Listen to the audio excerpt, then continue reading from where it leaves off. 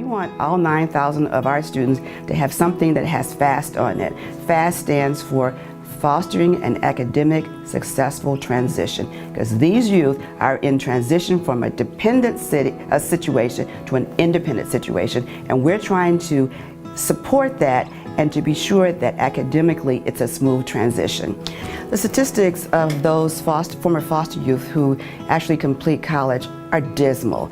It's just really unacceptable in our society, especially since that high-risk group has not had consistent support, and so therefore asking them to navigate a complex system such as the university is really almost impossible without a lot of hands-on support. I don't know anyone who can be successful on their own.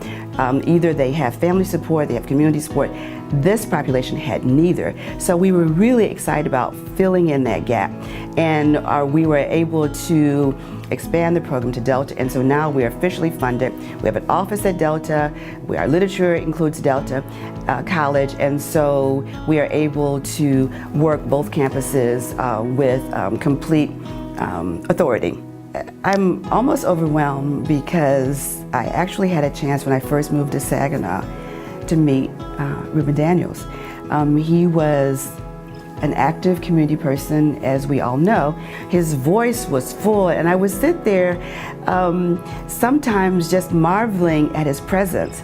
I am honored to have the work that I've done be considered so that I can stand under his shadow. And I just want to thank those who recognize or identify the work that I've done as being worthy of this honor.